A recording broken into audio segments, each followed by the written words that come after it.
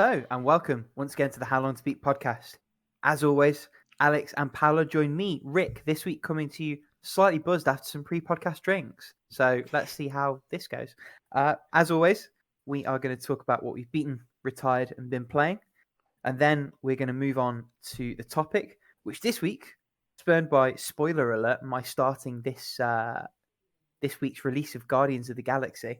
It's going to be a discussion on like AAA single-player games and how they're sort of maybe becoming a thing again. And then we'll see if we can squeeze a question. And we will definitely find space in our busy podcasting schedule for How long to beat the game. Nice. Oh, wow. You were all over the place there, Alex. I don't know what's going on there. No, don't worry. I was synced up on my end, so the listeners sound good. That's fine. That's fine. That's one of the insider the other place baseball. He's killing it. Sorry, go on. I was going to say, that's the insider baseball is like they all hear it at different times, but it only matters on my end. Yep. And the other place that he's killing it, and I'm bringing this up now, not because I totally forgot about it before, but because it's a relevant segue, is the Fantasy Critic League. So before we get started, Abatage, tell us what's happened in the past month of the league. What's up, everybody? I'm Abatage, and welcome to your How Long to Beat Fantasy Critic League Roundup for October 2021. As we're heading to the end of the year, keep an eye out during November for more information on how to join up for the 2022 League, which will start sign-ups in December. For now, though, let's have a look at the standings. And to absolutely no one's surprise, Funky Face Studio stayed in the top spot, even after no new releases last month. And with only a couple more months to go, things are continually looking more and more promising for this publisher who has been dominating all year long. However, Frozen Frog finally cemented their place in second thanks to the release of Marvel Guardians of the Galaxy, yielding them another 11 points, pushing Ubisoft into the third position with no more guaranteed releases, so they won't be recovering anytime soon. General Goods saw a strong release in Age of Empires 4, which added 14 points to their total, but they lost 7 points thanks to counterpicking Far Cry 6, leaving them with no more releases on the horizon. Mango continues their strong recovery from earlier blows, this time thanks to the release of Metroid Dread, worth a very nice 17 points that has left them in a decent position on the board. And likewise, Noise Labs managed to recover a little thanks to 2 points from the Jackbox Party Pack 8 and Mario Superstars adding a solid 10 points to their total. And all this movement in the middle meant that Poke and Paw dropped a couple of places, but they'll still have another release up their sleeve during November, so there's a chance for the champ to fight back. Ashmasters kept their place at the top of the bottom this month after Super Monkey Ball Banana Mania added 7 points to their total, but who knows what might happen with this publisher as they still have open slots and unreleased titles on their roster. Beatmasters also kept their position despite a busy month with the release of Jet the Far Shore losing 5 points, the Dark Pictures anthology House of Ashes gaining 3 points, and Riders Republic rounding off the month with 8 points. Although with some big hitters yet to come, the next couple of months could see this publisher moving a fair way up the board. Continuing to keep things stable in the bottom half, Horny Mistress also maintained position with no new releases, and with so many delayed titles, it's hard to tell if they'll be able to make a move before the end of the year hits. CD Projekt Rick followed suit and remained steady with no releases during October, leaving them with only a few opportunities for change before the year ends. And while still feeling the loss of I Am Jesus Christ, Cockroach Content Corp added another 7 points to their total thanks to the release of Back 4 Blood, and may be able to gain a couple of spots if those final 2 releases live up to the hype. Finally, CD Product Refund continues to defend their spot at the bottom, even after a small bump from Far Cry 6, which added 7 points to their total. There's still room for a couple of pickups and a counter to change their prospects, but in which direction could that be? And as we're heading towards the end of the year, many publishers have full rosters that are all but released. As a result, there were no pickups or drops made during October. And that's how the How Long to Beat Fantasy Critic League shaped up for October 2021. With the top and bottom spots seemingly locked down, there's a whole lot of movement happening in the middle, and I expect to see even more as the year draws to close. We're in that sweet spot where those final few releases could make all the difference, but will it be enough to shift the podium and unbalance the strongest players? Only time will tell. Meanwhile, keep an eye out during November as I'll be posting a bunch of info related to the 2022 season.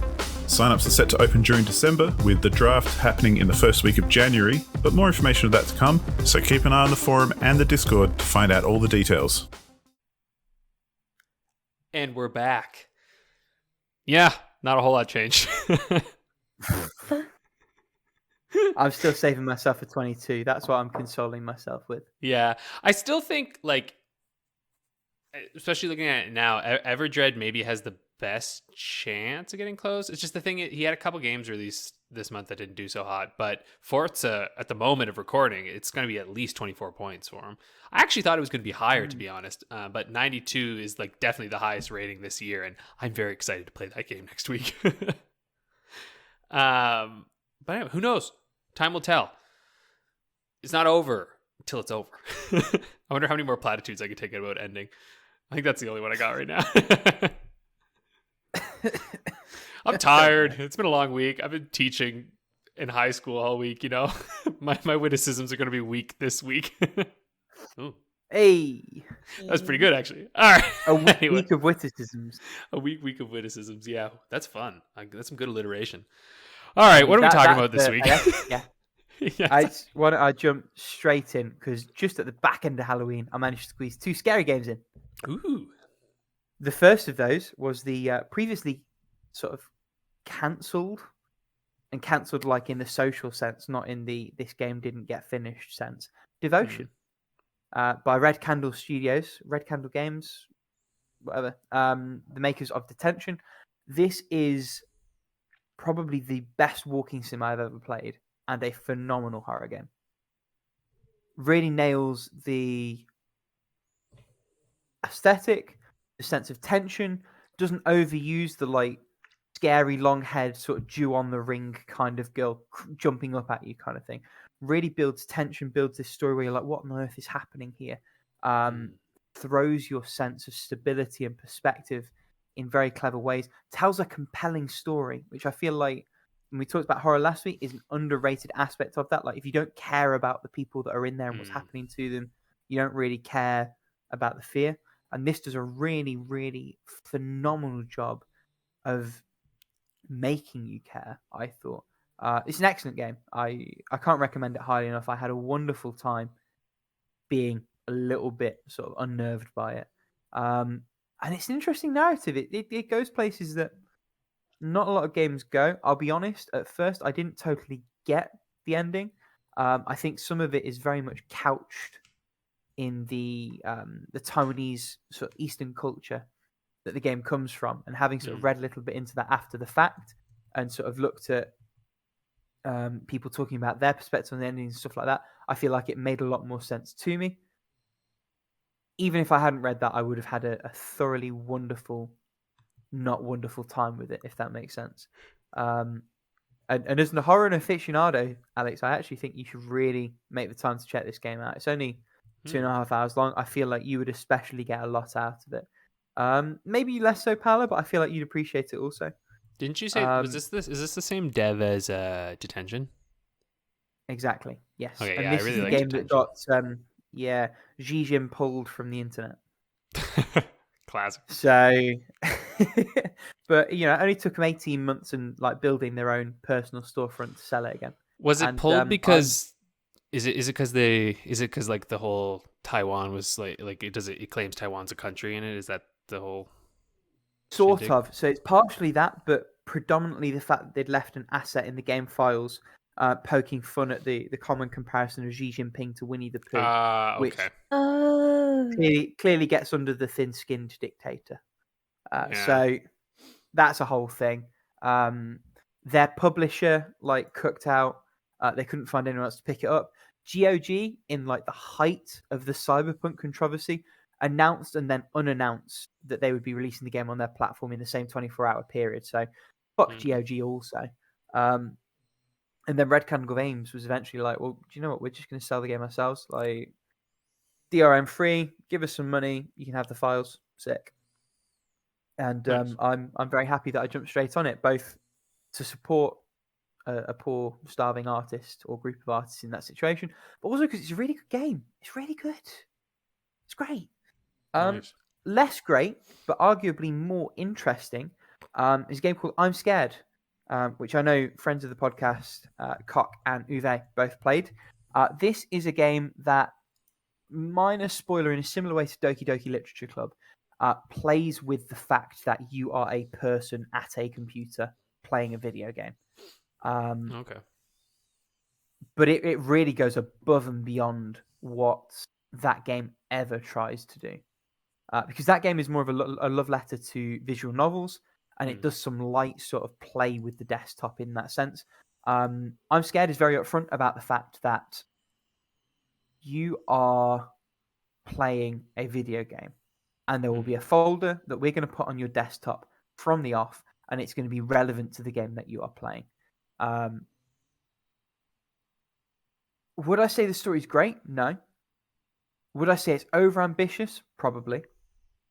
Did I use a guide to get through certain aspects of the game? Abso-fucking-lutely. Especially, there's a section where you're like in this weird sort of proto maze, and you've got to try and find a gramophone with like barely there audio cues, and it fucking sucks. And if I hadn't like checked a guide, I probably would have just banged my head against the wall for half an hour and retired the game.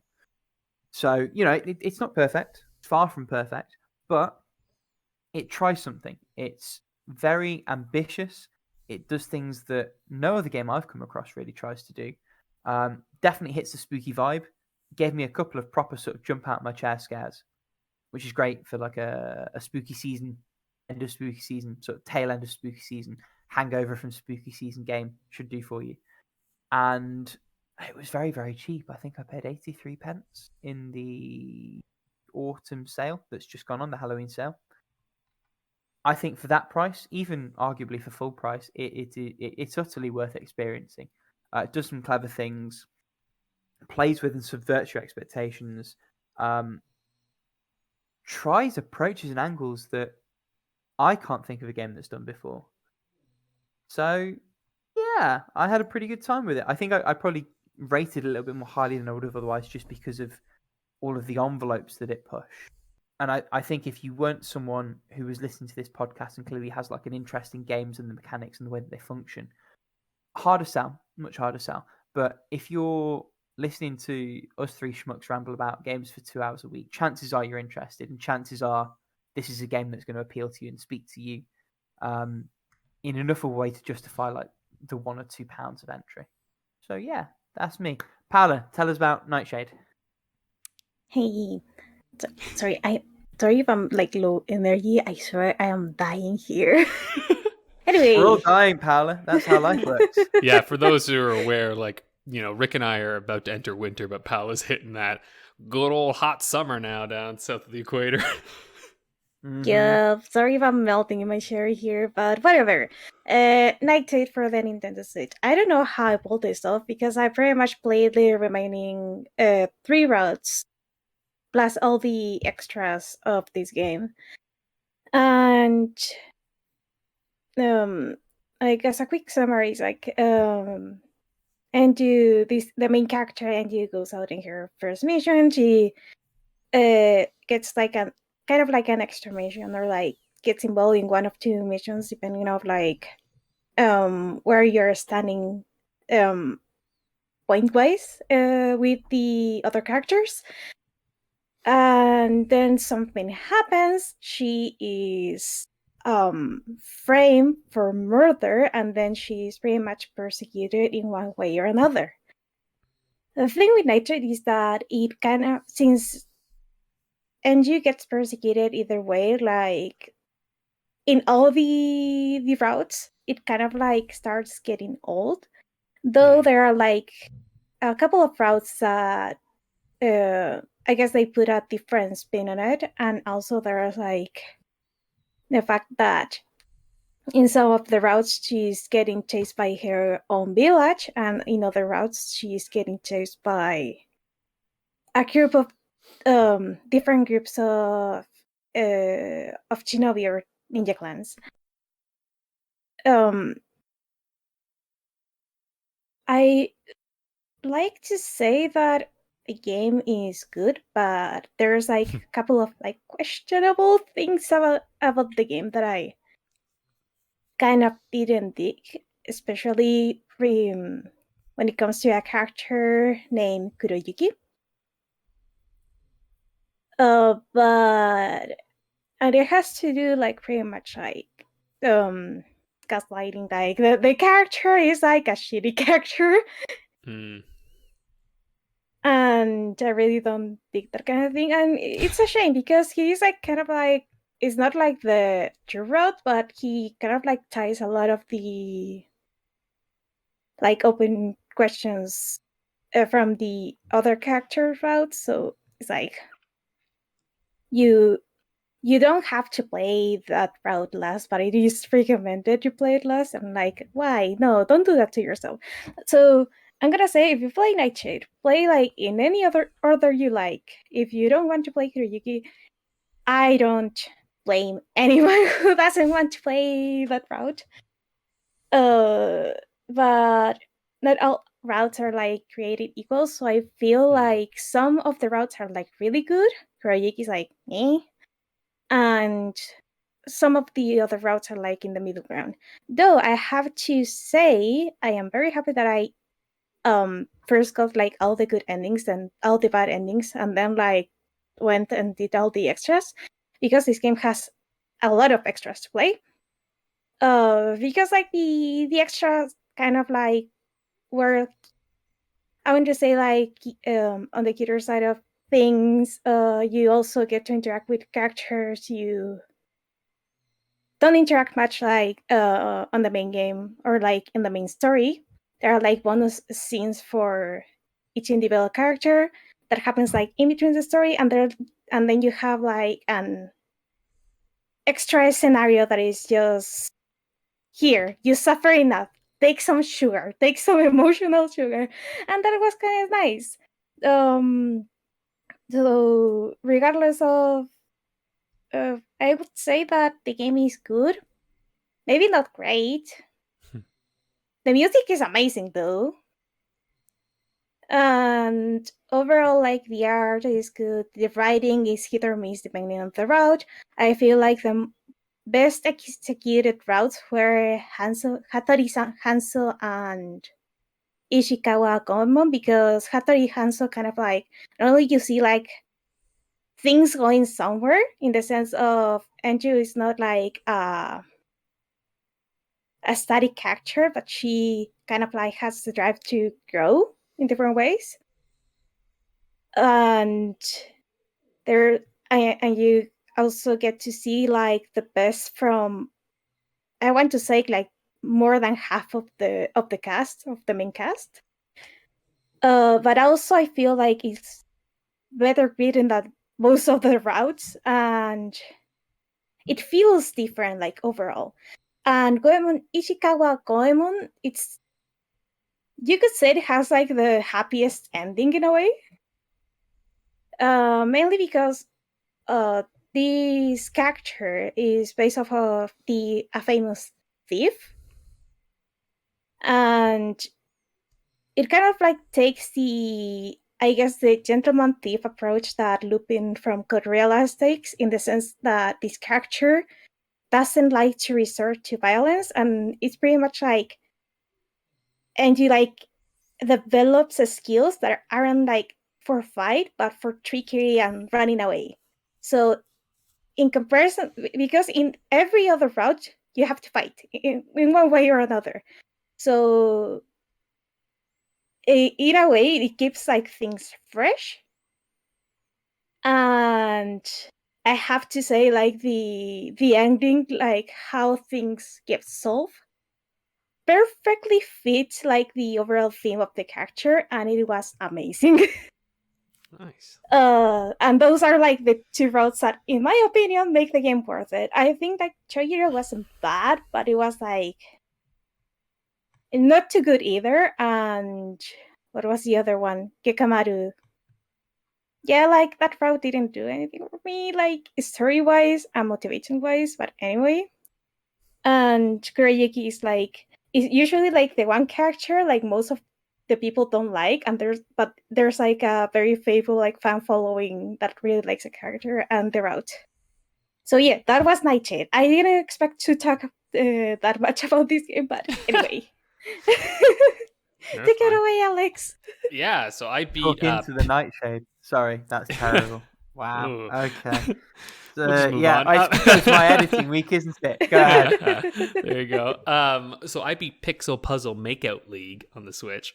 Well, I mean, technically, I beat I guess because it's basically a visual novel, I beat a route of the game. There's technically 4. So I think to really beat the full game, you have to go through and play as everyone. It makes it easy to do that because you can literally just go and select any of the stages basically to go through and beat them. But I have no interest in doing that. And I was like, look, I like the game. I had fun with the Picross and I really like the way that it blends in together. But the weakest part of the game is obviously the visual novel elements. Their Picross is their Picross game is great. This is, I think, along with Murder by Numbers, this is probably the best knockoff Picross that I've played. Because because the main Picross, is it Jupiter? I can't remember the name of I think it's Jupiter. Yeah, they have always had a lockdown on the UI when it comes to Picross. They just got it, and even their puzzles are super excellent. But in this one too, I have yet to encounter, and I don't think there's any of the giant 20 by 10 ones, or is it 20 by, I don't know. There's those really, really, really Normally big ones. 20 by 15. Yeah. 20 by 15, yeah. None of those. The biggest they got to is 15 by 15, which, to be honest, I prefer the 15 by 15. I find when we get larger than that, I just start to get a little I have to spend a little too long on them, or they have to be a little more simple. So anyway, that's besides the point. But yeah, UI wise, excellent. The story it's stupid, but it's fine. The writing's not bad by any means. It's just kind of it's dumb. It's about a group of puzzle solving superheroes in the future where weird objects are raining down on their city. It's weird. There's a puzzle piece with legs. It's weird. All right. And what I know our audience is clamoring to know is, was she the one? Was it? Did you date the puzzle piece? No, I didn't. I should have. Actually, maybe I will play through just to go see what the puzzle piece is like, because I dated the Sudoku girl because I was like, no, I want these two to be this. I don't want to date those other 2 dudes. But maybe I'll go through and play with the puzzle piece. Actually, now that you mention it, I might go back and do that whenever I want a little more, puzzling fun. I probably went through it way faster than most people would because I didn't necessarily skip through the dialogue, but I could get the gist pretty easily. I was just kind of got it. I'd go, okay. I think if you care more about that kind of stuff, you might enjoy it more. Paula, I think you'd have a fun time. Especially because you like both Picross and visual novels. I think you'll very much enjoy this game. And like I said, it doesn't waste your time in terms of routes and stuff, right? It's very much okay, look, here's a big one where everyone's together, and now here are the branching off moments, so play through those. But if you want to replay, you never have to replay those group moments again, So that, to me, I was like, oh, I like that. I'm so if I do want to go back at any point and just play through those other ones and get those puzzles, I'm not going to have to, replay the entire game again. It's great, I can just go to those isolated moments. So that's pretty nice. And like I said, this game is so cheap and there's a lot in it. So yeah, worth it if you like Picross, I think, especially if you've burned through the other Picross games out there. It's not better than Murder by Numbers. That is still the best story driven Picross game out there. And I would actually say Murder by Numbers is better than all Picross games as far as I'm concerned. It is the pinnacle of it. It has reached that pinnacle, and I don't know where you can go from there. And then Picross games are there, and then this one. That's my little listing. My Numbers image has been back look for a while, so you're really selling it to me right now. Yeah. I wish you'd sort of pitched as being the 3rd best before you convinced both me and Paula to buy it. I thought I said that. Murder. Oh, you have played Murder? No, yeah, you absolutely not. Yeah, but how much was it again? It was what? You guys paid $6 for it or something? I actually paid $4 because they have 3. Oh, you were $4 for worth of golden points. I feel like I definitely paid more than that. Did you? It wasn't on sale when you got it. It was on sale for $10 when I got it. Maybe. Yeah, but listen, 3rd best is still good. Today's the wrong day to ask me how much I paid for a thing a week ago. That's fair. That's fair. I'm pretty sure. I thought you sent me a screenshot, and I thought I saw it was $10 or something like that. I probably did. Let's fact check myself. Yeah, it's not very expensive. Yeah, as we scroll back to see the screenshots. Yeah. You paid $5, $5.69. Also, let's be honest. I mean, I didn't, because we pay our shit in pounds. Yeah, that's what I meant though. £5.69. That's what I'm saying. Yeah, you're right. Well, this is what I mean. No, For no, five, you're right. I paid £5.69. You're absolutely yeah, for right. £5.69, this game is completely worth it. Like it's worth more than that, frankly. But yeah, that's like totally fine. Murder by Numbers, I'm pretty sure is more expensive than that. And it's also worth it. Yeah. But again, listen. If you don't like Picross, these games will be ass for you. Like, that's just, like, I just want that. That is a disclaimer right off the bat. Like, you gotta love that. If you love Picross and visual novels, play Pixel Puzzle Makeout League. It's incredible. If you like puzzle games and Ace Attorney, play Murder by Numbers, because that's basically what that game is, without the courtroom.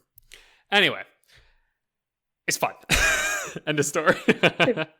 I'm just happy because I fit all the categories, so I have Picross fan for years.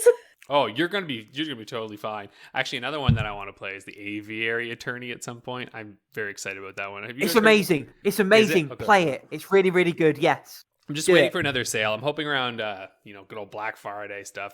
Freaking America. I'm sure there'll be lots of sales. I had such a good time with Aviary Attorney. I played it one Christmas like 4 years ago. It's great. I had more fun with it than Ace Attorney, but clearly I'm a little bit atypical. So 100%. Anyway, I also beat a wicked game called The Forgotten City on Xbox. It's on Game Pass, actually. I was waiting for it to. I was this close to buying this game many times, but I was like, bruh, it's coming to Game Pass. You know this game is coming to Game Pass. It is a Game Pass game in design. It's just like this small indie company. I was like, this game, there's no way in hell this doesn't come to Game Pass. And I was correct, it came to Game Pass. And it's fucking dope. So for those who don't know, this was a Skyrim mod back in the old day. And it won a Writers Award in Australia as a Skyrim mod, which should tell you something about the writing in this game.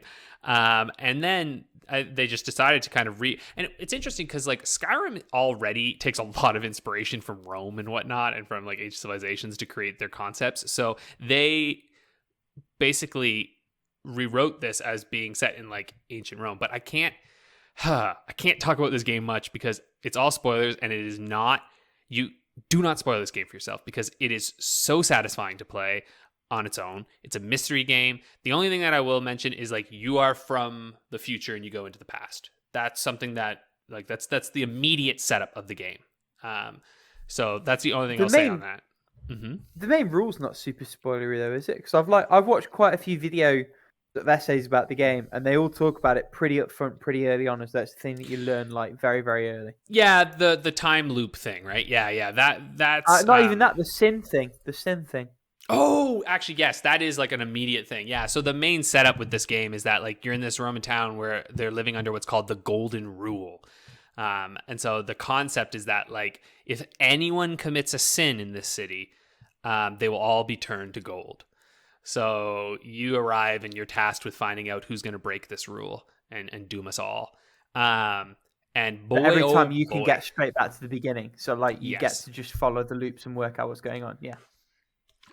And where 12 minutes was a stupid fucking game, this game uses its time loop so well. Oh my God. It is so good. Like, and just the stuff they do with the time loop. It's just it is so smart, and it is so integral to the game. Like and it is so well written, and the story it tells, the complex philosophical questions this game asks are so good. And like every single character, all the dialogue is so expertly written, beautifully performed, deals with subject material that as a little history nerd, I am obsessed with, and was like, oh yeah, here we go. Deep cuts. Like, oh, and if you play this game, I recommend playing as the archaeologist, because the archaeologist gives you these fun little like if you hover over items and stuff, it'll like tell you what they are, and like you'll get insights into some of like the historical stuff, and like that to me is really fun. There are other like things you can play as, and I'm sure they're fine too, but this is a game like this is basically I call this like an educational game, because frankly it is. And yeah, it's super good. The only thing that drags this game down is that there are a few little combat-esque sequences where you wield a bow, and that's when you're like, oh yeah, it's a Skyrim mod. Because like it's very Skyrim-y combat, and it's not good. It's serviceable, it's fine, but you're like, not very good.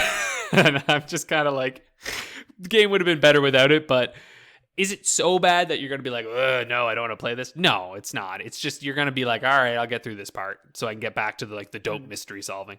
But yeah, voice acted terrifically well. It even has that funny Skyrim thing though, where like when you like start talking to someone, if they're like facing away, they'll do that like slow turn around to you, and it like zooms in on their face, and you're like, Skyrim. And obviously they made it like in an engine of their own entirely, right? But like a lot of those design choices were sort of carried over. But anyway, if you have Game Pass, like play this game right away. Like it is so good. Not very long. I beat it in like 5 hours, I think. So I played over like 2 sittings or so. So yeah, just watch for this team, because the best part too is that the mystery is super satisfying in the end as well. Like it's just, I was very pleased with it, and I was like, this is excellent. It would have been a 10 out of 10 for me if not for that combat stuff, frankly. Yeah. Anyway, have either you going in for this one? When I do my Game Pass month, maybe. But I'll you be have honest, like 300 games you have to play on your Game Pass month. I mean, I've got like, Yep. hang on, let me pull the spreadsheet up. I've got like 6 so far. I have got 12 Minutes, Sable, The Artful Escape. I'm going to dabble with Myst, because you waxed lyrical about like the HD super version. It was good. Superliminal, and then Haven and Genesis Noir are like maybes, and now the Forgotten City is very strongly a maybe. Nice. Oh, okay, and yeah, fucking, how have I missed the Ascent? That should be on my fucking spreadsheet. Yeah, it was a fun game too. That was a fun game. Yeah. It's certainly a Cool stylish moment. one. So, yeah, all told 9 games. There you go. Of which I want to actually complete at least 5. Yeah. I've just got... Oh, anyway, that's what I've beaten. Why don't we move along to Retired? Rick, Yes. do you want to tell us all about your retirements? Oh, go on then. I will. I'm just going to write the Ascent so I don't forget it. And from the Ascent to the Descent into the Retireds, I've got 4 retirements this week somehow. The first of which is formerly last week's playing game, Stubbs the Zombie. Oh, this not aged well. It feels like a PS2 game, although it was, I think, XBLA, like a 360 title. But they've not really done enough with the remaster to elevate it. It's like really horrible linear paths with like 2 NPCs, both of which you have to eat the brains out of. The combat's really clunky and awkward, and there's nothing to do besides the combat. There's like really shitty cutscenes in between them that do nothing except bridge from one terrible combat zone to another terrible combat zone. And there's just no fun in it. There's no joy in it. It's terrible. So I'm very glad I got this for free. Yeah, no, it's not good. It wasn't the one. I then played NeuroVoider on Vita, which when I first played it, I had quite a good time. And then I was juggling a few other games, so I paused it and was like, I'll come back to this. Having come back to it, like, it just didn't really hook me the second time. It's a very by the numbers roguelite, but it doesn't quite get the feel right.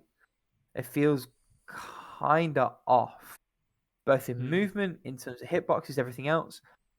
Some of that could be because it's on Vita and it's like a PS4 game that's been ported down. That's very possible. But it didn't grab me in the way it needed to for me to carry on playing. Similarly, Little Battlers Experience LBX for the 3DS. People who play import games might know this as Damble Senki Burst for the PSP. The 3DS port is like a localized sort of EX type edition. This is Custom Robo Arena if it was made by Level 5. And in that sense, like, it's pretty cool. The story's quite nice. The graphics are very pretty. It's pitched quite young. And mechanically, it's a lot more simplistic, which is a shame because Custom Robo Arena was on the DS and the original was on the GameCube ? The 3DS is capable of far more than this combat system allows it to do. And what you're effectively reduced to is a single attack button, switching between 2 weapons, and like special moves in this combat system. It's very thin. The combat's pitched way too easy, so it just ends up becoming a massive slog. And this is another one where I'd paused it a while back, thought I'll come back to it. And having come back to it, I've just realised that there was a reason that I paused it in the first place. So that's a shame. But I think that's more of a me thing than anything else. Like, if I'd gotten that game 15 years younger, I would have loved the shit out of it. I was gonna say, is this kind of like Baby's first ARPG kind of thing? Like really good for very if much you're younger? so. And the story's pitched very Saturday morning cartoon, but not in a way that's relatable as someone who's like a grown-ass adult with a job and everything else. Like it doesn't quite work for me as a demo.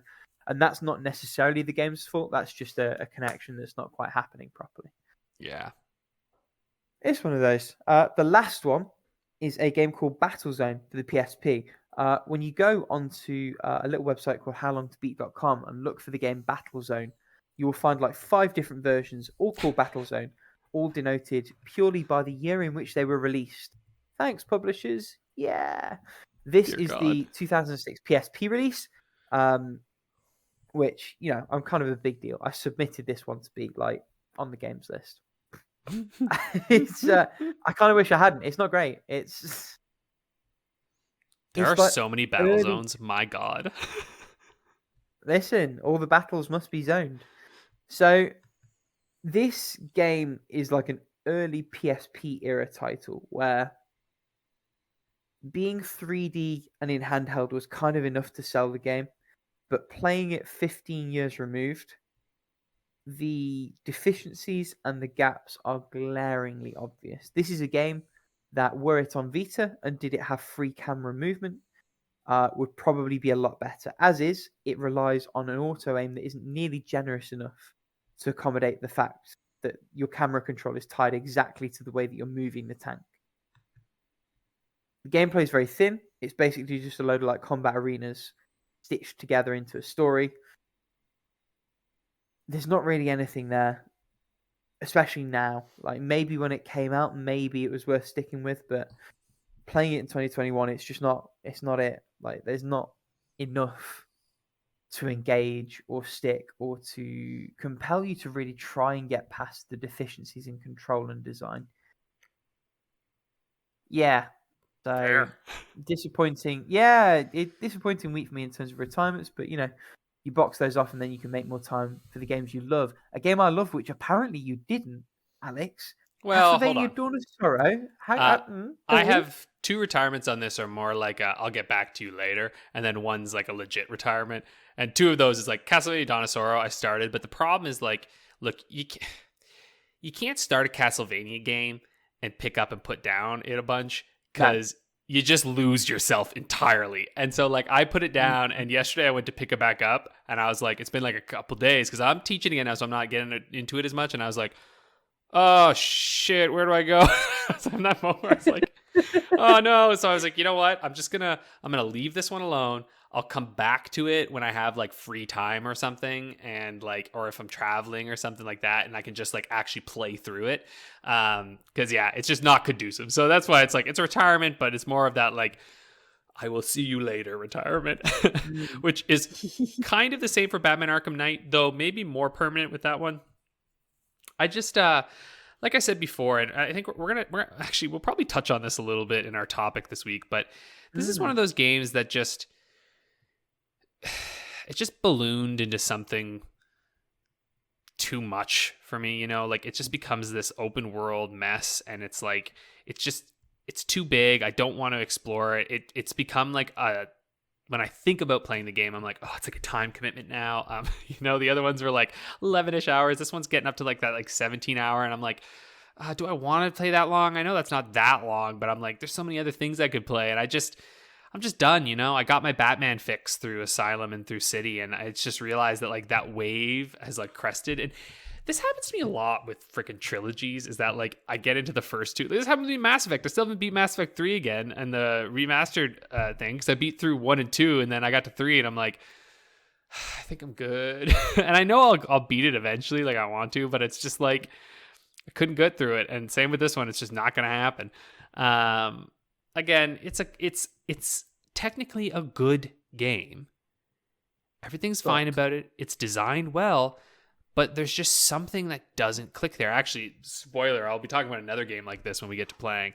But it's just like, yeah, it's hard to describe because you're like, everything about it, technically when you read it, you're like, that's good stuff. Like, they've increased things. Their Batmobile controls well. Batman controls great. They've got cool villains. The story is serviceable. It's just, I don't know what it is, you know? There's just something that doesn't sit right in it. And maybe it's because there's been 2 other games before that were so well done. And like, now when you come to this one, it's like, I don't care anymore or something. I don't know. I'd be interested to know if anyone else thought the way about this, because from what I hear from people, they're like, yeah, Batman Arkham Knight, a great game that I just don't want. You know, like, it's weird, right? Anyway.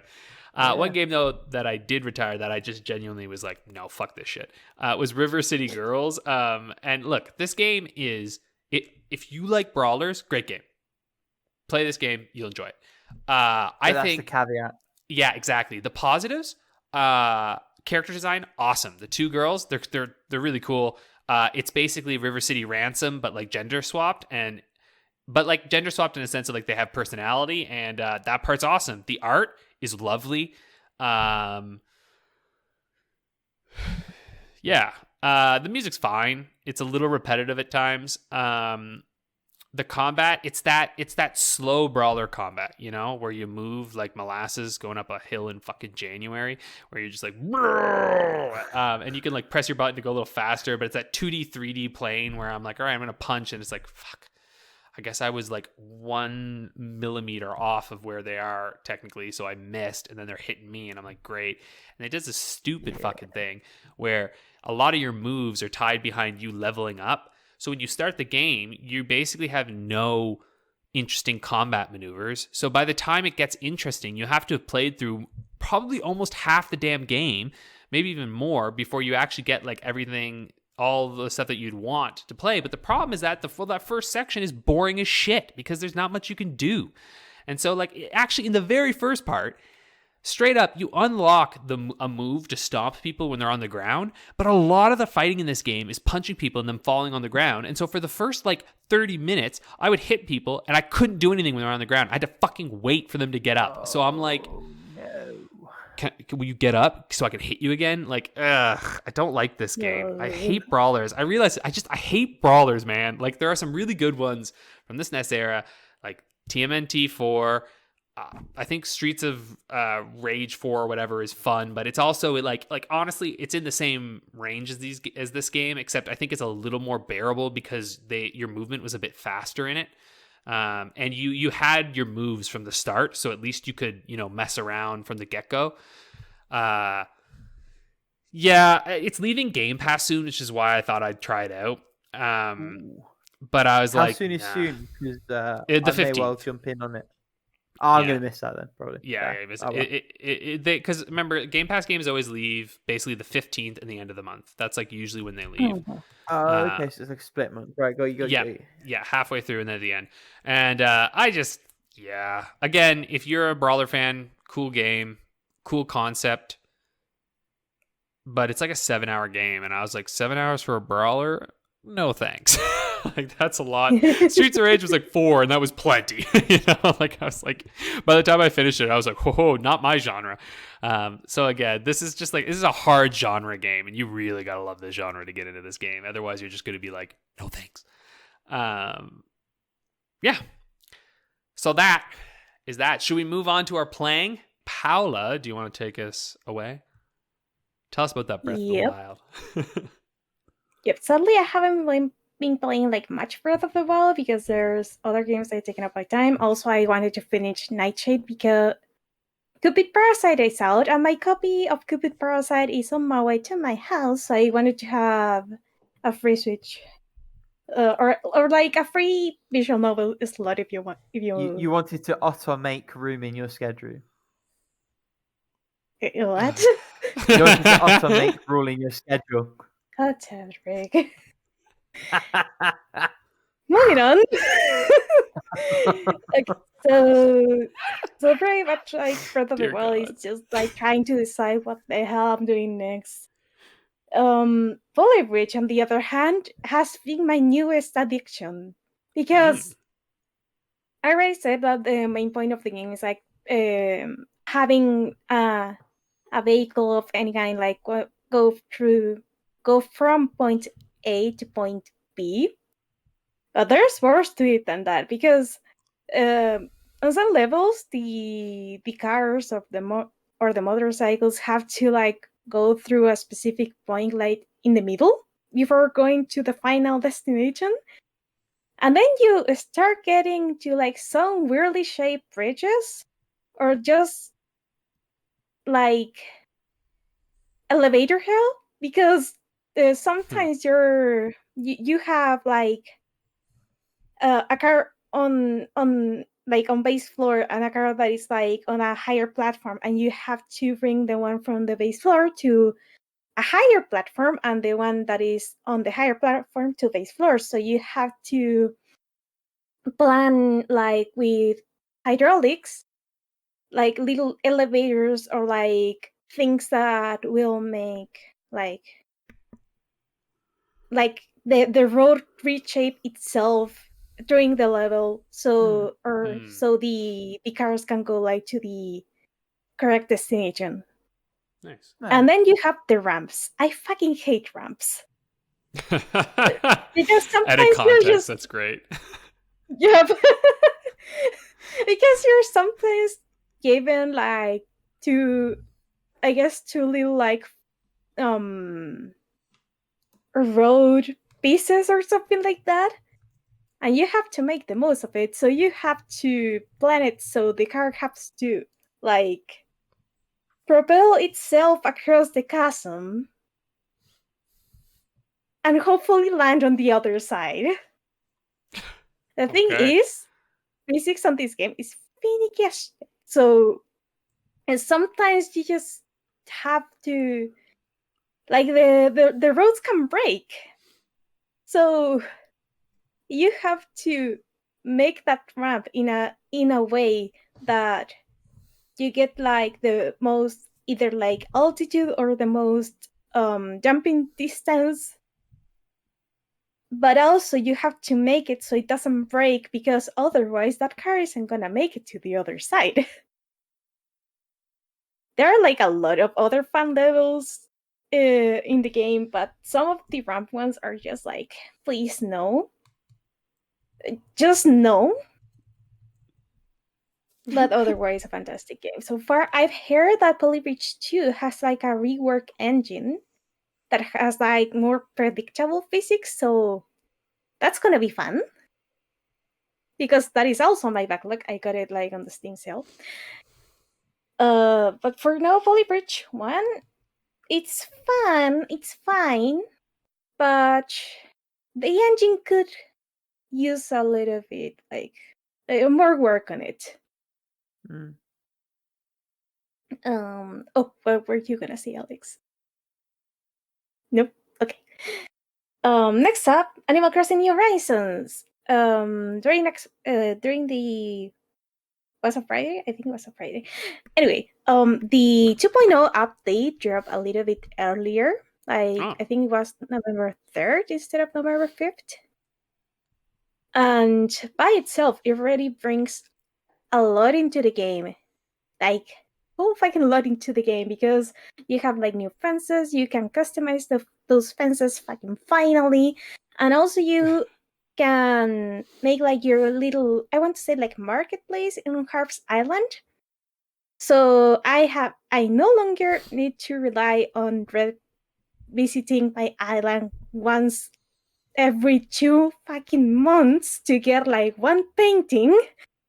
And I can just try to get a painting or a statue like every single week. Which, by the way, I did today, and it was amazing because he has like 2 art pieces on his new stall. And you could buy one if you wanted. And if you don't buy anything for his shop, like what is gonna happen is that the stores rotate, I think, every week. So you have like an entire week to buy what's on store, so you don't have to visit every day. But if you visit every day and buy something from Brett, the item he restocks from what I've heard is different. And that is just plain awesome, because that museum isn't gonna like fill up by itself. So that's a blast. Also, Happy Home Paradise. Holy moly, that is a lot of content. So on Happy Home Paradise, that is like the DLC for the first DLC pack for Animal Crossing New Horizons. It has you like working on like an archipelago, and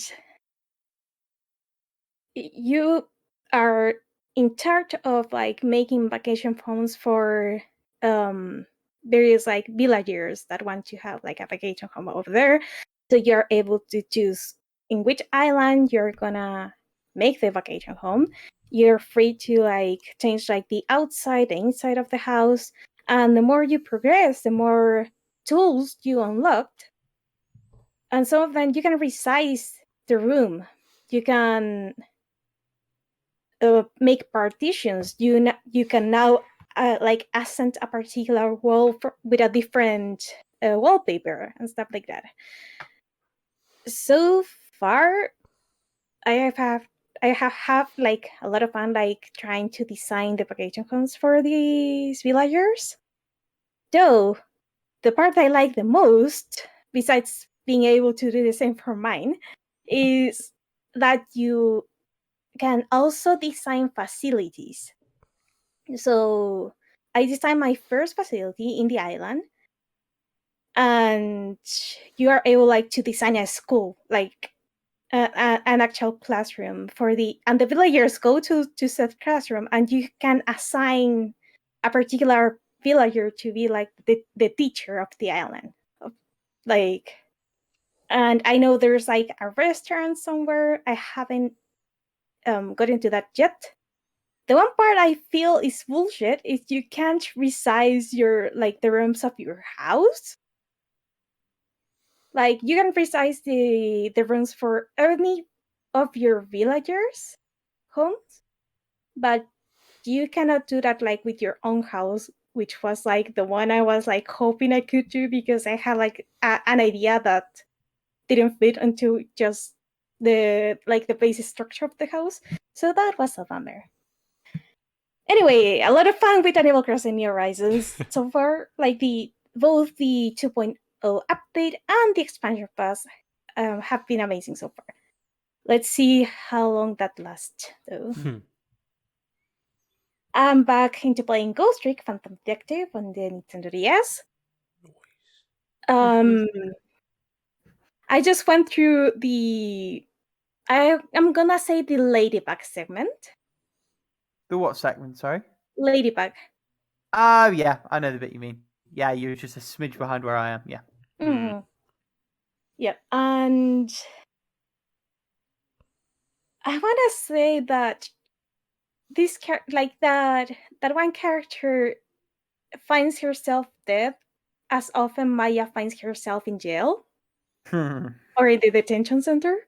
Word. So like the game has a lot of charm. I love it so much. Like the animations done, and on such, I want to say like limited hardware, or like because they're like the art style of the game, like the actual models are kind of crunchy, but still the way they make them, like they give them such amounts of personality. It's just amazing. And they're timeless. Like I've been playing on an emulator on like 4x resolution, and they still look phenomenal. And that's not the case for most DS games when you res them up, because they're designed with that chunky resolution in mind. Like for Ghost Trick, it just shines through. Yeah, like even I played Fire Emblem Shadow Dragon and the Blade of Light, and those model / pixels did not age well at all. Like the ones for the DS remake, they are ugly. But this game, like I don't know, it's like a fine wine or something. Yeah, man. Still, I'm still loving the puzzles. Nothing feels like too bullshit or anything like that. And yeah, I'm having a lot of fun. I really hope I find more time to play this one because it is amazing. Highly recommended. And then finally, I'm playing Age of Empires 4. This one thanks to Game Pass because for some reason I was able to buy a month of Game Pass for $1, and I wasn't gonna say no to that to that deal. And I was playing yesterday Age of Empires 4, and I was kind of surprised because, or kind of like disappointed in a way because of how there were like only 8 civilizations to choose from, and that compared to Age of Empires 4 is like less than half. But then I went and played with what's the name of this civilization? The Mongols, and they feel so fucking different to all the other 4 civilizations I played before because they are nomads, but unlike how the Hans were nomads on Age of Empires 2, that in the sense that they don't build houses, they are like more of a aggressive civilization, stuff like that. They focus on movement, so their best units are horses or like knights. Like the Mongols take that to a whole other level because they can pack up their buildings and move them somewhere else. And I'm like, what the fuck? They actually don't do farms either. So instead of that, they're just hair cheap. Like their food economy is a sheep economy. And Sheeponomy. Oh, that was a bad joke. You loved it. It was, I mean, it was woolly at best. Okay, that wasn't bad. That was bad. That was bad. That was bad. It's my editing week. We stopped it. We stopped it the one before. It's all good. There you go. So would you say then that like Age of Empires 4, it's like there's less people, like less groups to choose from, but they're more distinct? Not only they're more distinct, but each group is like more even if 2 players play the same civilization, they can play like in vastly different ways. Gotcha. Because of the like I forgot the name, like of how you advance through the ages, that is building like one of 2 buildings. So in the case of these fuckers, you could have I'm trying to look like for the special buildings here because I love the idea that that's their official name. These little fuckers, who are they?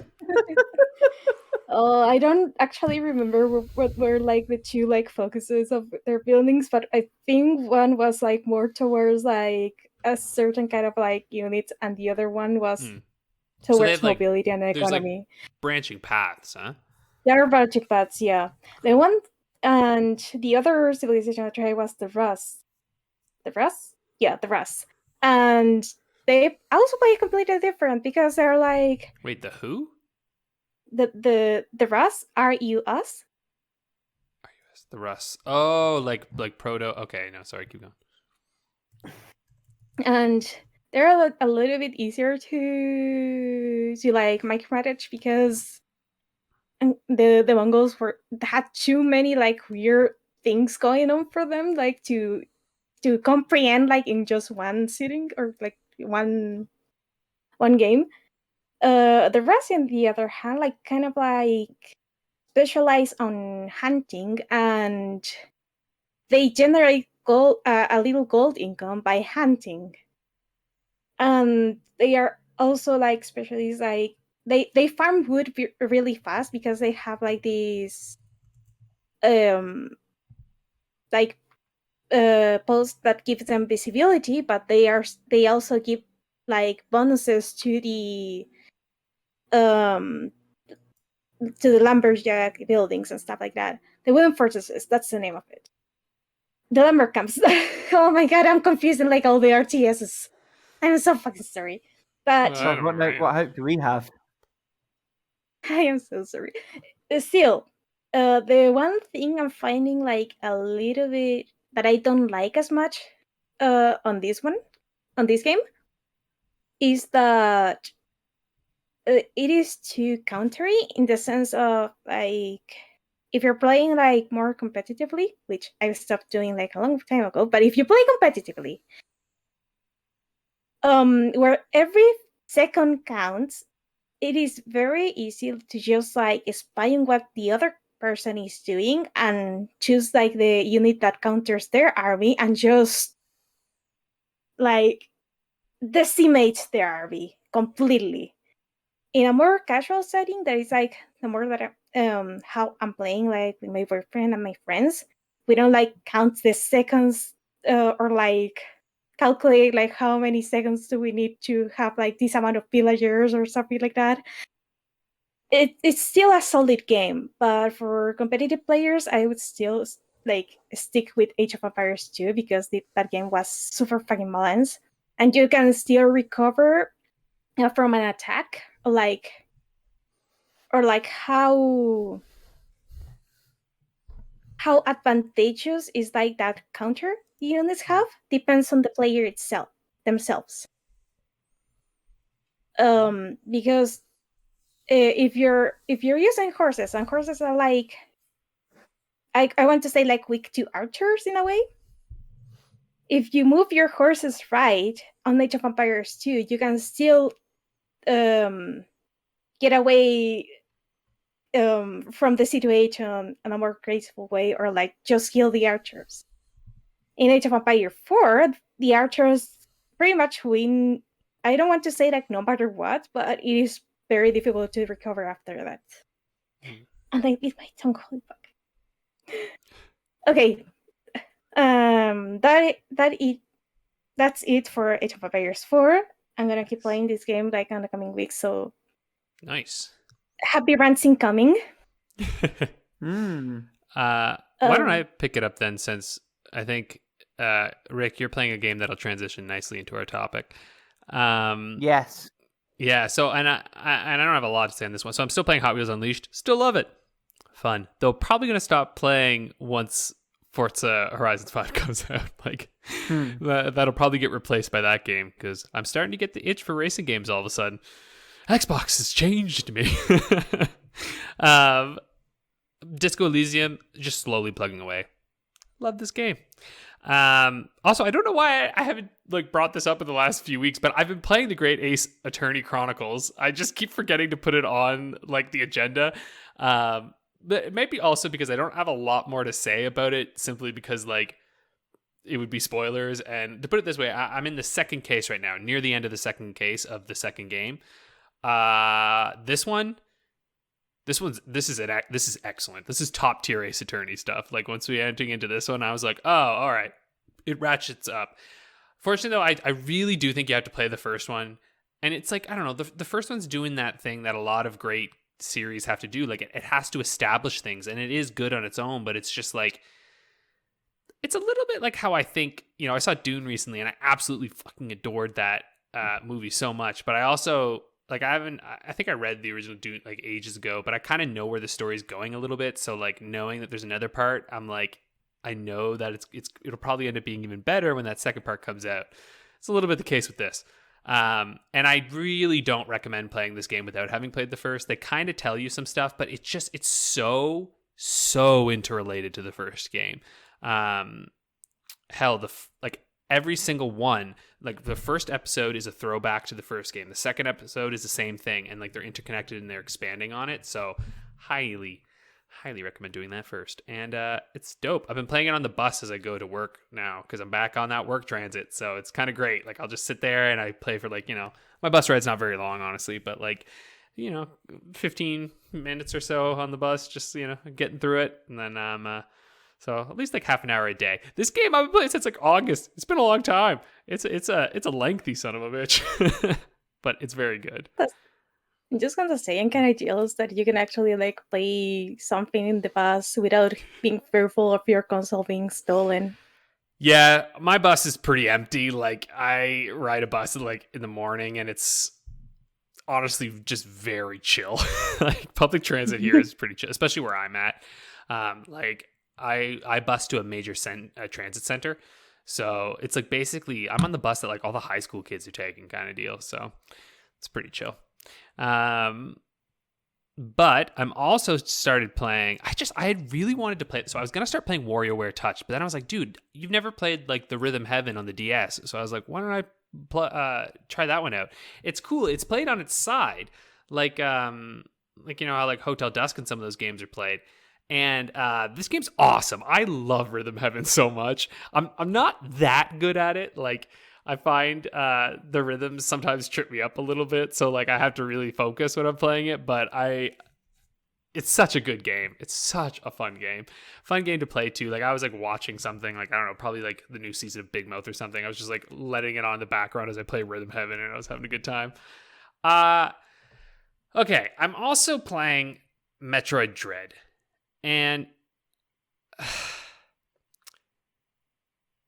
so, you know how I was talking about how like Batman Arkham Knight is a great game, but like it's kind of the experience I'm having with Metroid Dread right now. Like it's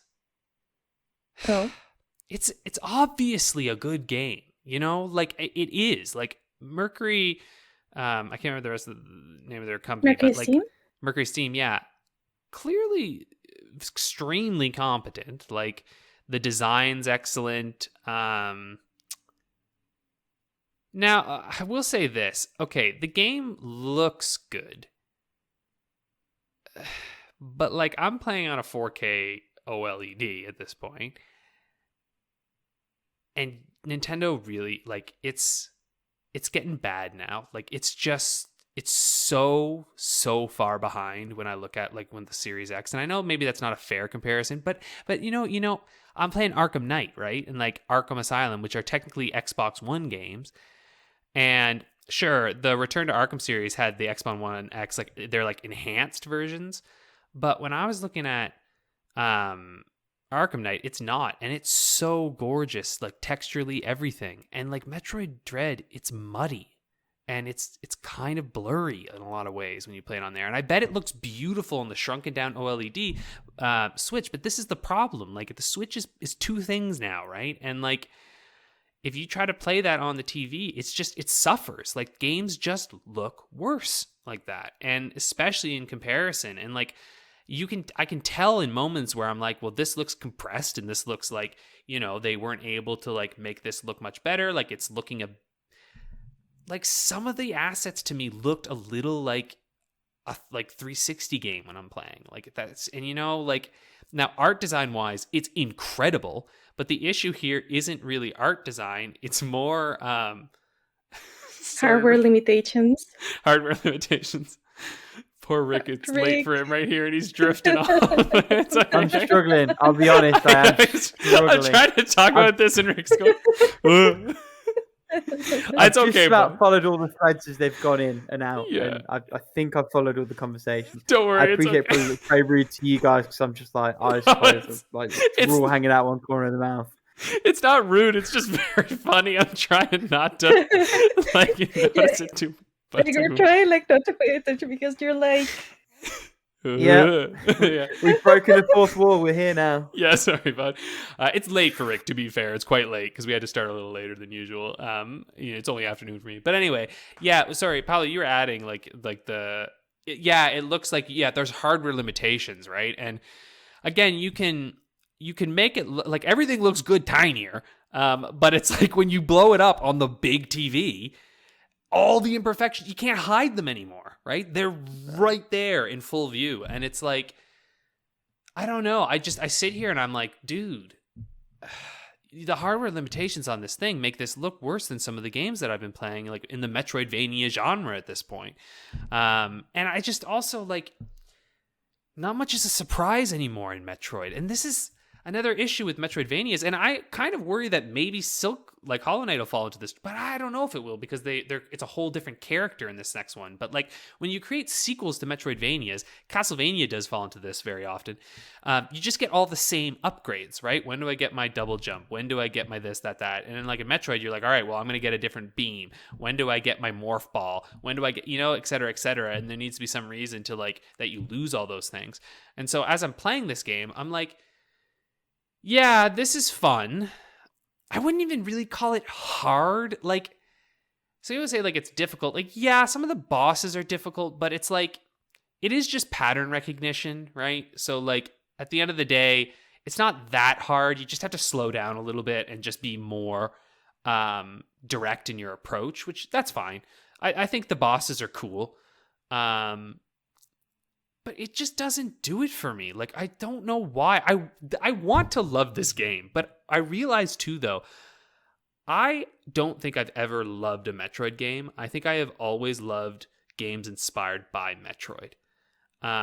And as I'm playing through it, I'm like, oh yeah, I don't love these games. I find their control methods to be awkward and clunky. Like the shooting with the fuck, man. Listen, they do a great job at utilizing every fucking button on this controller, because I swear to Christ, you're going to use every fucking button on this controller. But like holding L to like aim freely while you're stuck in place, and then it's like, which one do I have to hold? I got to hold R so I can shoot my missiles. And wait, which one's for the fucking thing? Oh, okay, yeah. And then it's like, oh my God.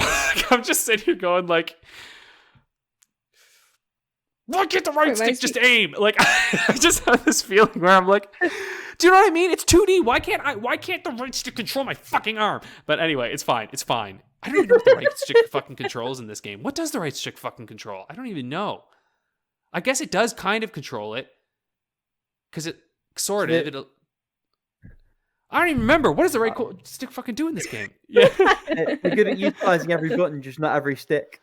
Yeah, not every stick, right? I don't know. Because when you hold down L, but then it locks you in place, so you can with the left to control your thing. I wish I loved this game. I don't love this game. If you love Metroid games, I think you'll love it. I think I've come to realize that, like, for me, the epitome of Metroidvanias is not this. I think I fall more on the Castlevania side of enjoying these types of games, which Hollow Knight is more Castlevania than it is Metroid, and I think that's why I'm in that camp.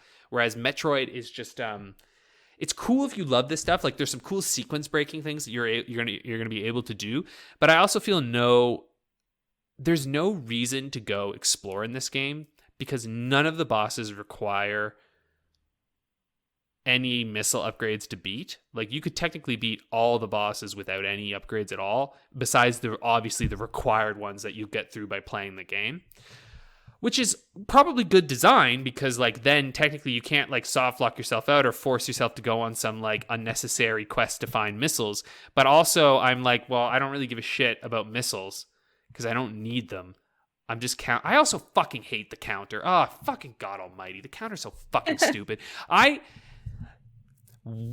Any mechanic that involves waiting to me is fucking bullshit. Like, it's like in fucking Ocarina of Time when you gotta fucking wait for your fucking dumb skeleton to fucking come at you so that you can go bling and then hit them. And I fucking hate that so much. It's so stupid. I'm like, oh, wait for the flash so I can go bling. Like, it's so dumb. I hate it. I hate it so much. Anyway, that's my rant. That's nothing really against Metroid, but no, it is. It's stupid. It's not a new gameplay mechanic. What the fuck are you talking about? So I walk up and there's a fucking enemy and I go, okay, when does he go shing? And then I hit him. Like, is that fun? Is that fun? That's not fun. That's just stupid. And the enemies are dumb. Like, they're scary in a moment, but they're you know what they are? They're the Silent Hill Shattered Memory shit. They're locked off in an area. So you enter the area and you go, oh, the enemies might be here. But then you just leave the area and then you get a one-shotter. So when like you one-shot them later. It's like, I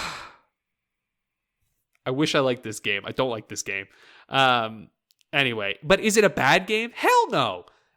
It's probably a great game. Like, it's probably like a 9 out of 10 game, you know?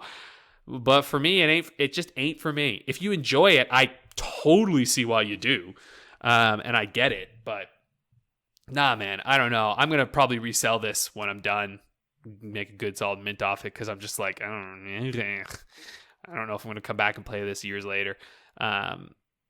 Anyway, sorry, this is disappointing reality for me on this one. But Rick, why don't we pull you into life again and tell us about the games you're playing?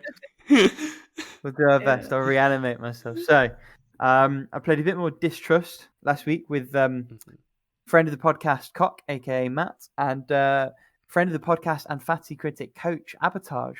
So that was fun. I feel like 3 players is what this game's made for. Like the co-op really brings out the aspects of this game that work. Nothing new to say beyond that. Ditto Rocket League, still excellent. I've still been playing it. Ditto Ghost Trick, Phantom Detective, still excellent. Still been playing it. I am at the... How to say this without spoiling anything for Paola? The bit where you have to restart a generator. Gotcha. And that generator is connected to something significant. Yeah, there we go. Okay. Technically still playing Oracle of Seasons. I'll be honest, I just haven't made the time to sit down and sit with a guide on it, but I do need to. And then 3 new games that I've started playing more concertedly over the past week. The first of those is HarmoKnight for the 3DS. This is a Game Freak developed game. Oh. And ostensibly it's like a rhythm action game. What that predominantly devolves into is a mix of action platforming segments with very weak sort of connection between the actual music that's being played and the thing that the platforming requires of you, which is loose and tenuous to the point of frustration.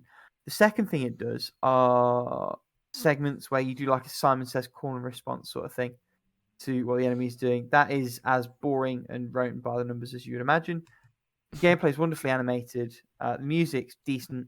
Overall, it's a strong package so far, and it's a short game. That's definitely going to help.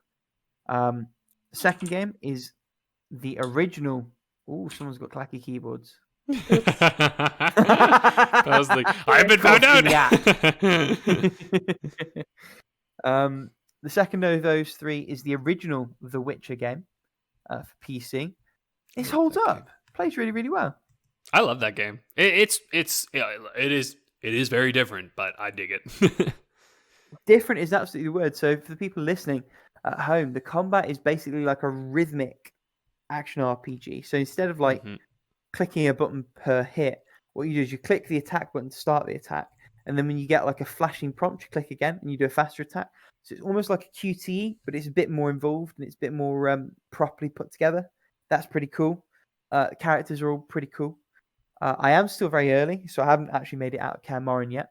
But so far, so good. And then the last game I'm playing, and you're absolutely right, Alex, this ties massively into our topic this week. I sold out. I bought Marvel's Guardians of the Galaxy near to launch. Damn. No. Fuck all of y'all, it's a great game. We're relevant now. Legit. So it's interesting that they've gone for such a similar take to the movies, yet are very, very keen to distance themselves from the movie timeline. So, for example, in the game's chronology, Drax the Destroyer allegedly killed Thanos. Oh. That was directly involved in that. Their Rocket Raccoon has a similar backstory, as does Groot, as does Gamora. But there's various things that don't quite tie in. So, there's been some early flashbacks to Peter Quill's childhood and an indication as to what happened to his mum being similar, but different enough to what happens in the MCU version. If it weren't for Quill's very, very punchable face, I actually like all of the character designs in the game version way more than the films. Drax, especially the geometric shapes and the way that they sort of curve the patterning into the design on his body, I really, really like. Gamora's two-tone hair is pretty cool. You very, very early on get an option to sort of switch Groot's character design back to the film version. And I kept it. I like the slightly more rugged look that they've given him. They've done a really, really good job. And they've done an even better job with the dialogue. It feels like you're playing through a Guardians movie in the best sense of the word. That is meant genuinely as quite high praise. The combat is fun. So far, kind of bare bones, and I can see why it's been the target for some criticism. The sort of pump up bonus move thing is so superfluous and pointless. It's just like an excuse to shoehorn all the licensed music that they've got for the game in. But as an overall package, I'm maybe 2 hours in, and I've just got to the point that was in the E3 demo, or whichever demo it was, where you're like traversing these mushroom things and you're off to like sell something off for loads and loads of money. It's really fucking good. I'm having a really, really good time. I'm glad that this turned out in the way that I suppose a lot of people hope the Avengers might be going in. And that, I mean, is the perfect opportunity to segue into our topic this week. And it is prompted by me playing some Guardians of the Galaxy. And that is like the whole AAA trend that gladly now seems to be dying a death of trying to squeeze microtransactions into $60 games or £60 games or your regional equivalent games, especially ones where they've got an established IP to try and milk dry. And I suppose there's an element of schadenfreude in those woefully inept attempts to make that happen. The amounts of money that these companies have hemorrhaged as a result, and the vindication in them making like properly good single player games, and those games are actually selling quite well and making the company money. It's almost like it's a win-win. Yeah. Well, it's funny because like as much as like personally, so this is where I'll sound hypocritical, where like personally I'm not enjoying Metroid Dread as much as I would like to. I also do love that this game is like an 8 to 10 hour single player experience. Like in that sense, I'm like dope, you know, like because also I would rather get to sit in and play that and decide whether or not I enjoy it or not than jumping into these crazy live service games where they're just like, buy your XP boost now, or come on into your war table, time to go online, get your squad together. And I'm like, oh, shut the fuck up, stop, you know, like just back up. All right, I already bought your game, back up, you know. 100%. But I do think too something that it's like you said, I think there is this kind of pendulum swing back where like companies are starting to kind of realize like, oh shit, like there isn't all that much. It's like when everyone ran to MMOs once World of Warcraft got huge, right? Like there was that giant surge towards them. And now there's this, I think there's a better realization that like, yeah, you can make one that will be fairly successful, but it's going to take so many resources and not all of us can do this, right? Like there's only so many players. And I think it's the same with live service, right? There's not that many actual players who are willing to tie their boat or whatever to one fucking game. And so like one thing too, it's like when it comes to live service, like from what I've seen as well, even from my experience as a gamer, and it's anecdotal obviously, but I think I've seen this fair bit. It's like when you're a little younger and usually when you have more free time, I find you can spend a little more time playing, you know, games wherein you have to keep up with them, where you're playing with friends, you know, like you're more socially tied in that sense. But like they leave eventually, right?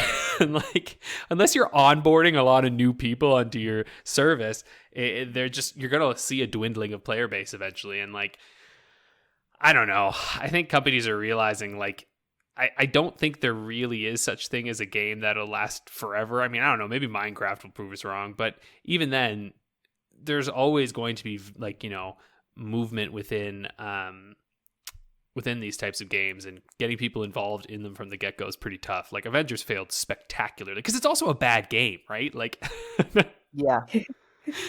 You know, And I think this speaks to it beyond, because obviously there's like the paying for a game and then paying for things on top of the game. You saw that with Evolve, you saw that with Avengers, you've seen that with others. But there's also like the putting the service before the product. Like companies seeing an opportunity to rinse and then like trying to build a game around that rather than like building the game around what they want to make and the story they maybe want to tell. Yeah, with Avengers you see that directly, because like you can almost see from the devs' perspective, like with the campaign mode, it seems like there was something that could have been really cool there just in and of itself. And then clearly there's this external pressure to make Hulk's ribcage upgradable because that's something we can sell to consumers. Yeah. And that's compounded by what you say, Alex. There's only so many hours in the day. And, you know, even if you can make a really compelling one, the market can't support more than a couple, just the same as it was the MMOs. Yeah. Oh. And ultimately, like you said, they just sometimes they're just shitty, you know? Like it's like you enter into a game and like I think in general there are some, like we've touched on this before, that there are some genres that play better for this, sports, but I also think racing is another genre where some of these games, like even when I think about the Hot Wheels game I got, it released at a much cheaper price than like standard retail, because there is an expectation that like we're going to keep adding tracks and cars and things to this game as we move along. And I think for some reason, maybe with racing, it feels less, I don't know, cheap, because the product itself is like feature complete. Like when you buy it, you're like, yeah, I've got all the features that I need in here. And arguably I never have to buy anything else. But the things that I do buy can be extras. And you could make the argument like, oh, well, why didn't they just take more time and develop it and like, you know, put it all in there together? And like, I don't know, maybe you're right on that. You know what I mean? But I feel like it maybe feels a little less, I don't know, it just feels less nasty with a racing one, because like what they're adding is really kind of preference based, you know, like, do I want that thing? Oh, I don't really care. But when you're playing a game like Marvel's Avengers, I don't know, I think I'd like to fucking play as Spider-Man from the get-go. It's called Marvel's Avengers, you know what I mean? Like, it's like, you know what I'm saying? Like, it's one of those things where you're like, oh, they just announced that it's coming soon, apparently. So Spider-Man is coming. They are like, going to finish that off. That's yeah. right. Like, it's like, I want in the to, water. right? It's like, I would like to play as Black Panther, please. Like, I don't want to pay money. So it's like, all that shit, like, really does genuinely feel like it's like, well, we're just saving that for later, you know? Which, talk about being a little arrogant and a little confident to think that, like, oh yeah, everyone's going to come in so that we can create DLC. Like, bruh, I don't know. I always feel like DLC should be this thing where it's like, be ready, but like, you put that game out, see if people fucking like it, and then you make some DLC for it, you know? Like, when you yeah. But how can we sell the season pass if we haven't already decided what DLC is coming out? I know. Talk about the cancer of season passes. Anyway, Paolo, why don't you take it away? Talk about the cancer of 2 season passes for a single game, Borderlands 3. Oh my god. Paolo, the floor is yours. Yeah, I was trying to think, because like when you first pitched like the topic, I also took into account like those free games that have like microtransactions to the brim, like Pokemon Unite. But also, like, I was thinking more on the lines of Genshin Impact, because it is a free game. But there's, I want to say that there's a lot wrong with the game, but, like, mechanically, it is enjoyable. But the thing is that since it's a light service game, the story isn't done yet.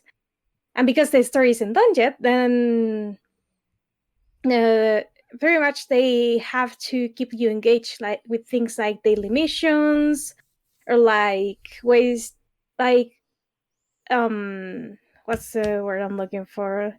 Like sign in bonuses or stuff like that. Sign in bonuses, yeah, okay. Streaks. Yeah, streaks, and then you have like the 4 daily missions that give you like the special like currency that you used for the wishes that are like the gacha from this game.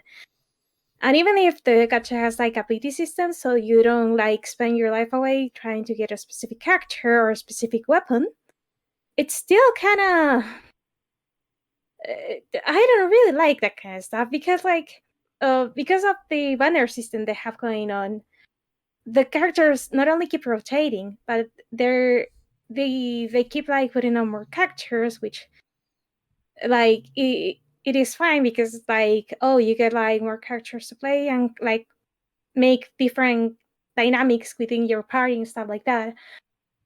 But it's also, I don't want to say predatory, but people have spent like a lot of money on this, and I'm pretty sure that if the if for some reason something happens and Genshin, like the story is like unresolved, I guess, or like they don't finish like developing the story, I can see like a lot of people getting pissed about that.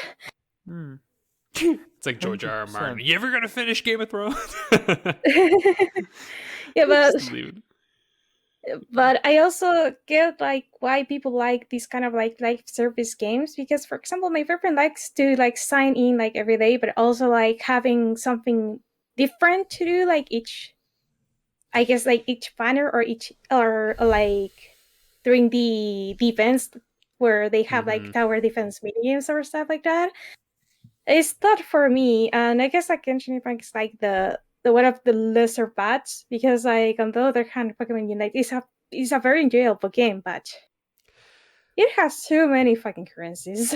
Well, see, it's a bit of a double-edged sword, right? Where we hate live service games, but live service games have also built within it an expectation that certain games will be supported for a long time. I think like Animal Crossing, right? Like most people would say they haven't really done enough, right? Which I do think that Animal Crossing likely in an ideal world was going to have more support, but I'm pretty damn sure COVID like threw major wrenches into Animal Crossing's like path plan, you know?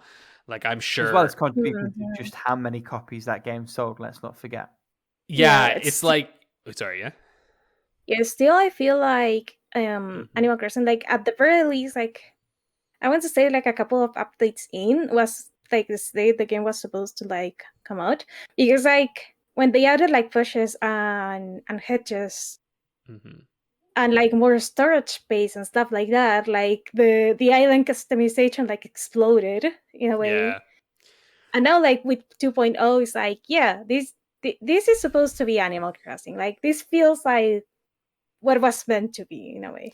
Well, and see, that's the hard thing, though, right? Like that is in and of itself the progress. I think a process of live service games, right? Like the concept of updating and continuously going. It's like, well, that was never a thing when you had your freaking GameCube, right? Like, yeah. Do you know what I mean? Like, or like even like the 360 era. It was like, what are you talking about? I mean, that's when we slowly saw the introduction of downloadable stuff. But yeah, like on one hand, if a game is great and you want to keep updating it and giving us new things, that's awesome. Bring it on.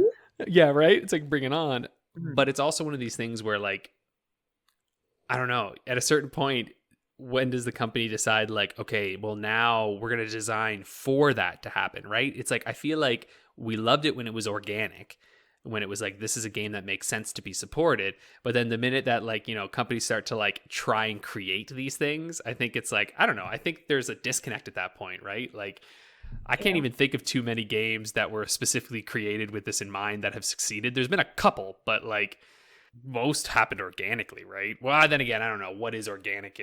Is that just good marketing? Who knows? Yes. I wanted this. Oh, sorry. Go ahead.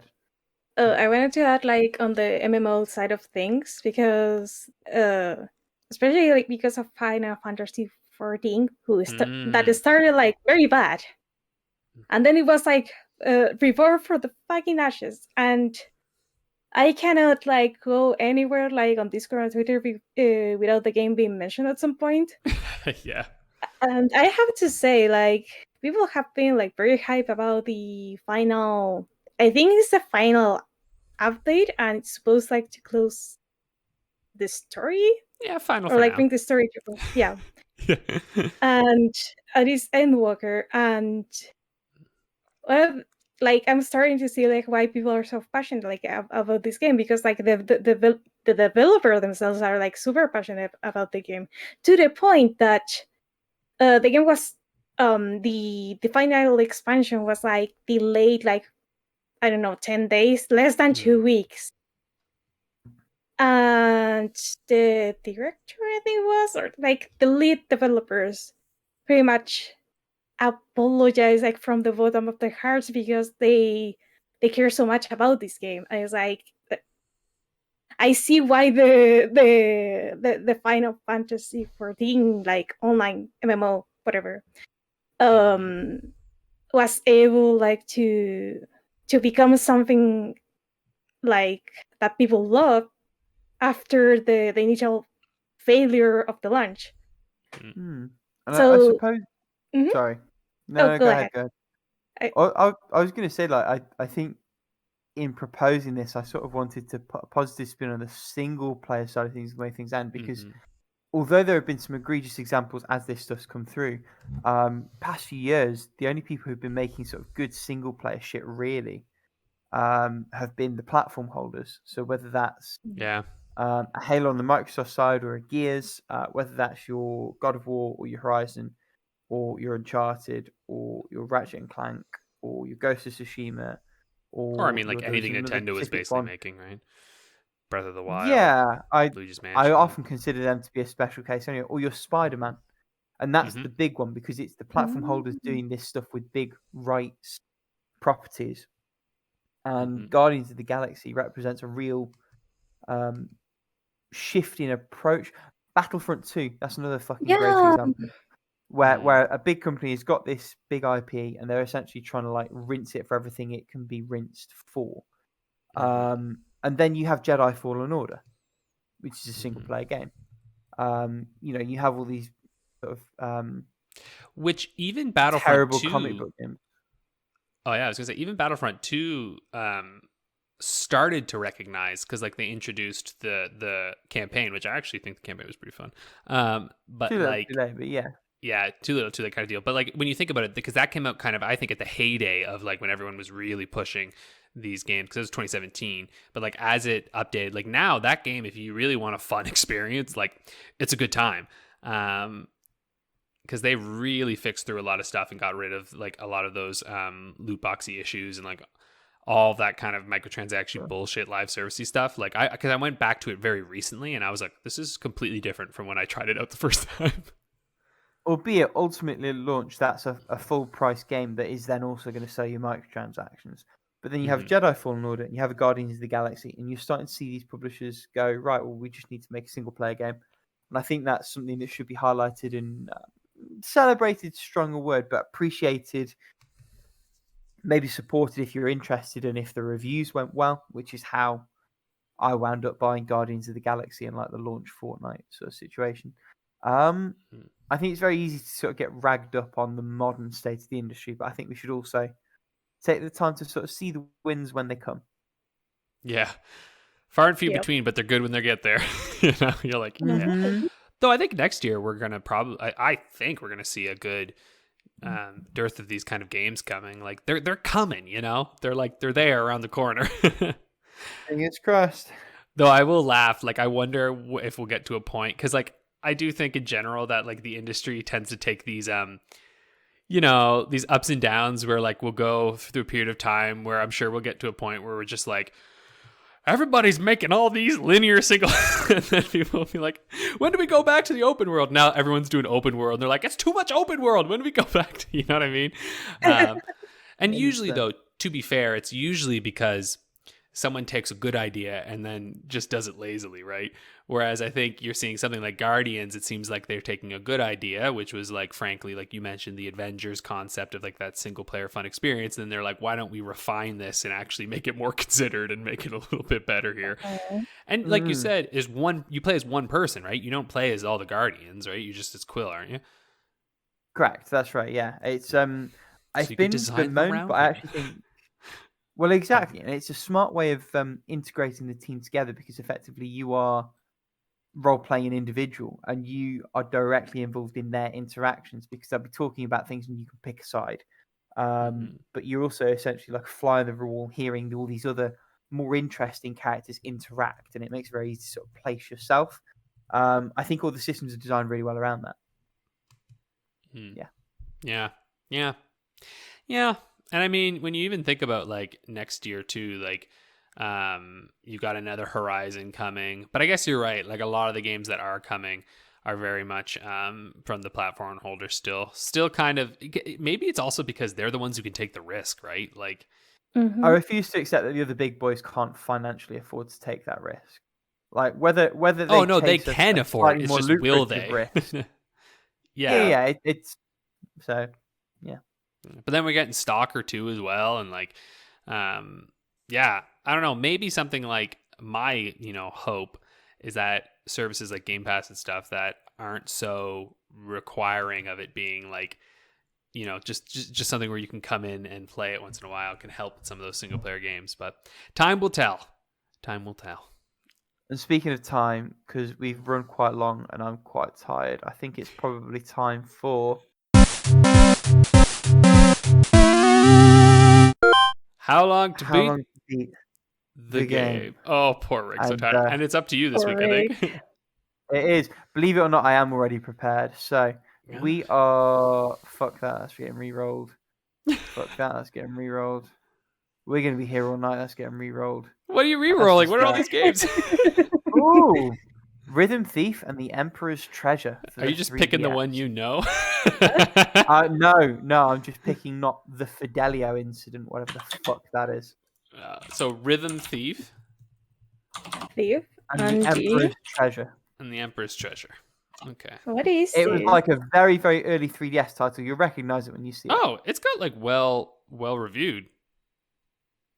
Yeah, it reviewed relatively okay. It's like I've never seen almost it like before. a mix between it gives me Wendan late and Phoenix Wright. vibes. Yeah, I was gonna say Layton. it's super latent looking. Yeah, but it's rhythm action. Rhythm action might be something I Mhm. need to try at some Also point. doing more. Oh, but is it that weird 3D animation that they tried to make work? Ish. Yeah. Oh, is this like a Leap Beat Agents? Yeah, like I said, it's a bit of Wendan-y. Yeah, I would. I'm. Maybe this. Actually, would go now on you my want to list. check this out. Yeah. Hmm. Myself as well.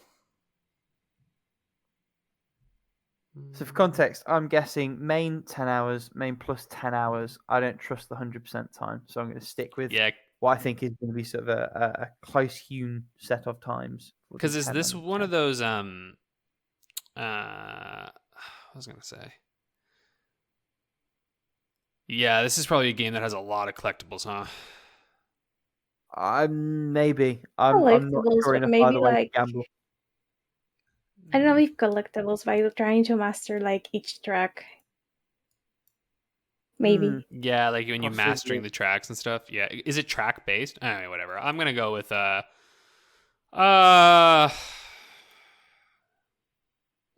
don't know, maybe a little less, but I don't think a ton less.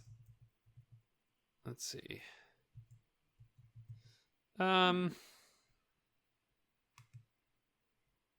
Yeah, well, fuck.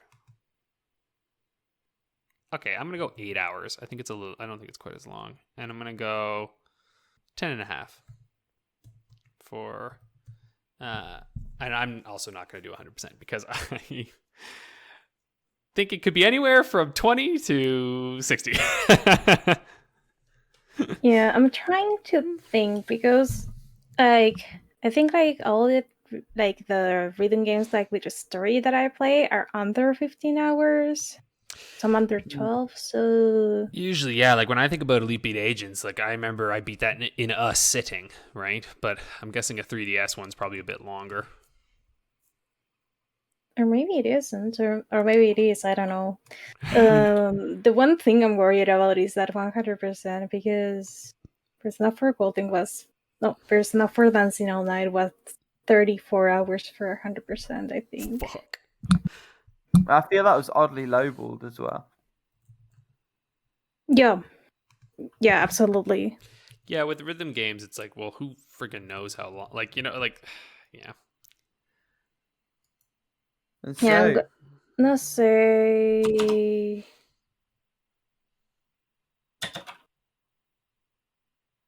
Yeah, I'm not touching 100%. But I'm gonna say 9.5 for main and 10.5 for main plus. Okay. Alright, so everybody's locked in. So the times are main story 7.5 hours. We Okay. are all in the money, just about on my part actually. Main plus 10.5 hours, which means we're all in. Like, hang on the money. And none of us have gone for 100%, which for the record was 14.5 hours. Oh, that is not Very, as very much short. as I Would expected. be Okay. achievable. Yeah, 100%. So 3 points all round. Alex and I are now on 113. Paula nearly at the 100 mark. I was trying to say catching up, but like really that ground has not changed at all for weeks. No, it's exactly the We've all same. got it or not got it. Yeah. So Paola's on 98, so 15 points behind the pack. And guests, unfortunately, is still on 0. I haven't read that one out for weeks and weeks and weeks. We've had like 6 guests, and none of them have got a single point on how long to beat the game. I She truly is a feel cruel like mistress. Yeah, and I really feel like every single week we've had a guest on, it has been rough. Hard. Yeah, it has been a nasty hard game. Because I don't even know if we've gotten points when we've had guests on. It's just kind of what happens. And also I think we're getting a little bit better now. I mean, this is our 52nd episode playing this game. I feel like we're getting to a point where like we're fairly good at assessing where they're, unless it's a PS1 game. PS1 games totally throw us off. We just never know. They could be long or they could be super short, but it's impossible. Anyway, let's let Rick get some sleep now. Our poor. I was going to say, I'm assessing my need for sleep. It's quite high currently. Thanks for tuning in, folks. We'll see you again next week. And that's With it. A bit more energy, hopefully. Bye. Yeah. Bye-bye. Bye.